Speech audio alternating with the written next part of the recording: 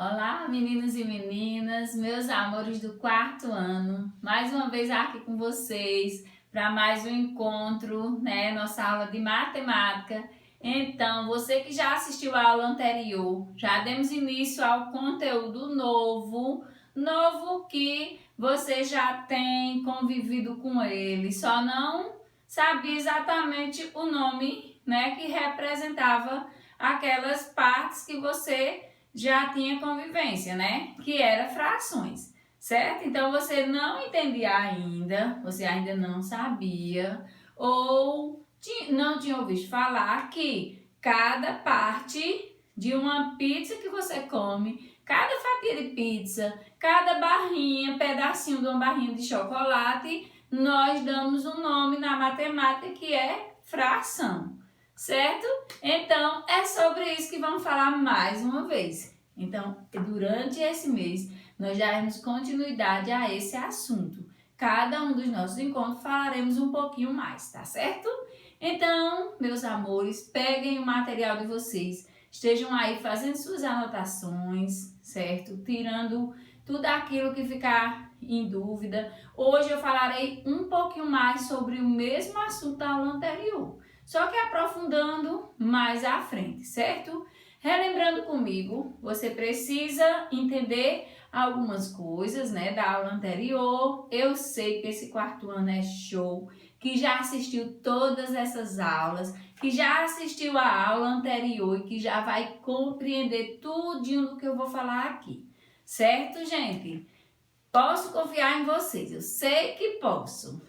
Porque eu conheço cada um dos meus alunos, eu sei que vocês já assistiram àquela aula e já estão, junto comigo aqui nesse conteúdo. Relembrando comigo, vamos lá. O que precisamos entender? Precisamos saber o quê? O que é fração. E aí, eu falei para vocês que fração é o quê?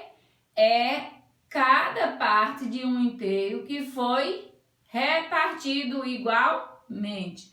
Então, fração, quando eu falo de uma fração, eu estou falando de uma parte repartida, de uma parte fracionada de um inteiro, ou seja, de um todo, certo? Relembramos também que nós temos uma pizza de 8 partes, então cada uma daquelas fatias é uma fração, é 1/8. Então é a parte que você já reconhece, é algo que não é estranho, é algo que não é algo que você nunca tenha visto. Você já viu, você só não sabia que dava esse nome.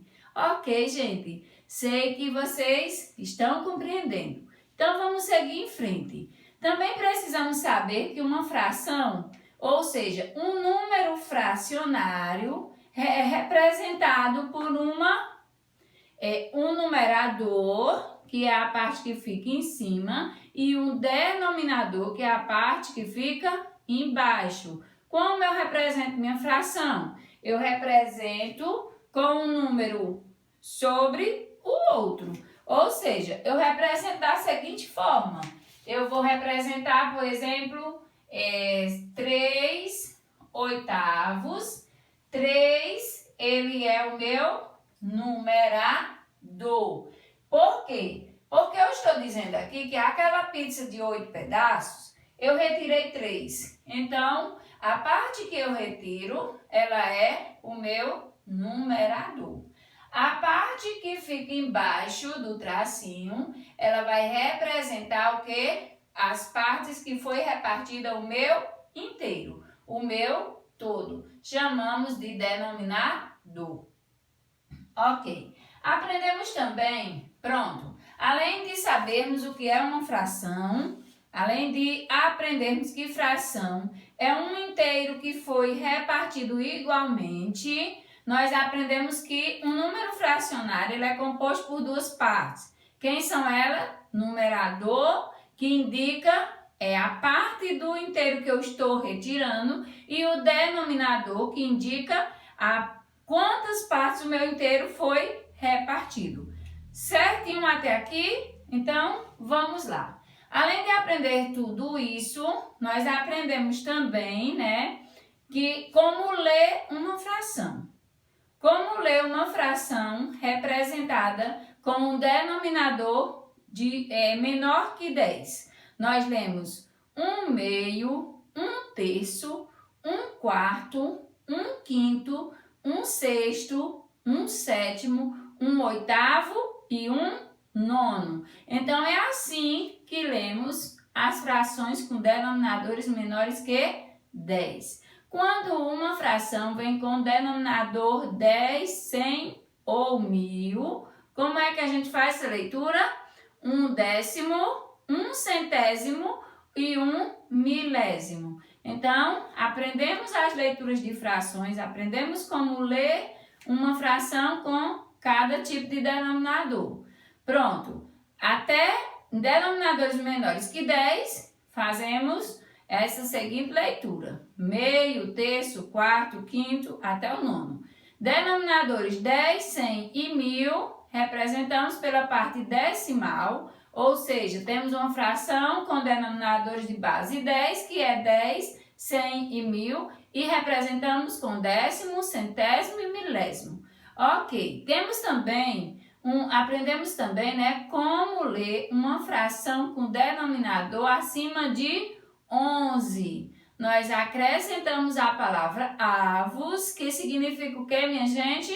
Eu não quero ver ninguém no dia da atividade ou da avaliação sem compreender o que significa a palavra avos. Aprendemos juntinho na aula anterior que a palavra avos significa o quê? Partes que foram divididas igualmente. Ok, só relembrando um pouquinho, certo? Então, quando o nosso denominador for acima de 11, menos o 100 e o 1000, que é o que aprendemos anteriormente, né? Que é diferenciado, mas todos os outros acrescentamos a palavra avos. 11 avos, então eu tenho 3, 11 avos, 4, 17 avos, 5, 20 avos e assim por diante. Essa foi nossa conversa na aula anterior, certo? Então, aprendemos bastante coisas, não foi? E estamos dando continuidade a tudo que já aprendemos. Mais uma coisa que eu quero representar para vocês, aprendemos também que quando o numerador é igual ao denominador, nós temos o quê? Um inteiro.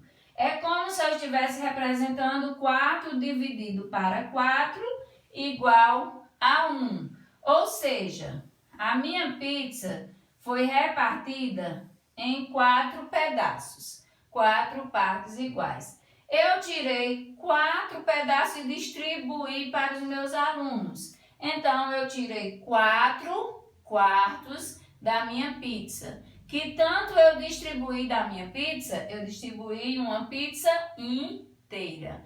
Então, quando o numerador for igual ao denominador, isso quer dizer que nós estamos falando de um inteiro, certo? Então, a fração 4 quartos representa um inteiro, ou seja, um todo que eu reparti igualmente em 4 pedaços.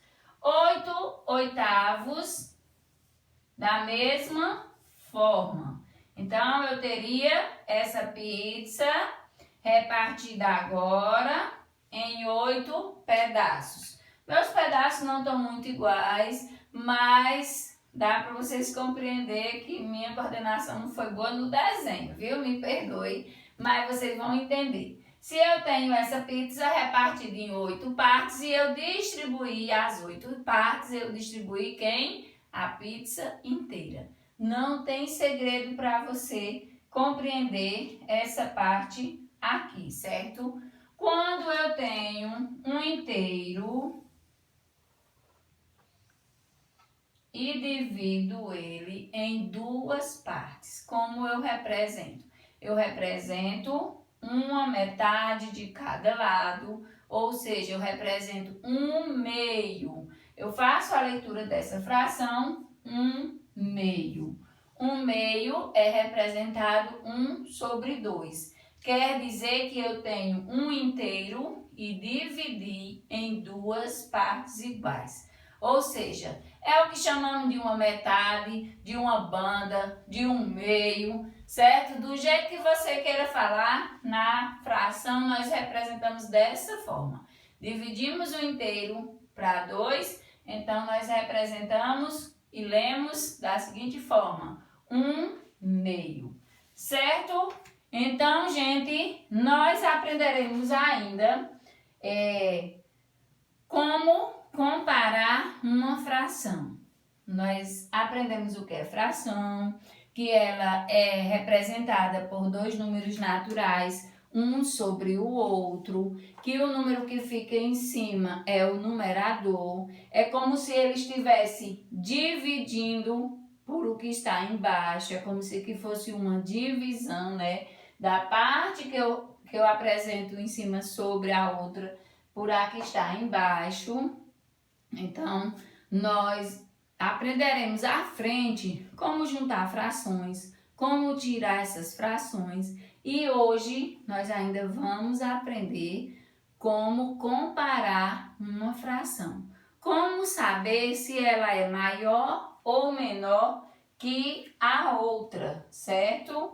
Então, no próximo vídeo, você vai dar uma paradinha e o próximo vídeo nós falaremos sobre comparação de frações. Como comparar uma fração, como representar uma fração maior ou uma menor quando elas são iguais. Por quê? Porque nós conhecemos os números, sabemos que 2 é igual a 2, mas nós vamos aprender aqui em forma de frações quando eu retirei mais partes daquelas que foram fracionadas, daquelas que foram divididas e representando essas partes através dos números fracionados. Então, voltaremos já já com a continuação dessa aula, ou seja, aula, conteúdo sobre frações do dia de hoje, parte 2. Essa é só a primeira parte, então conto com vocês já já.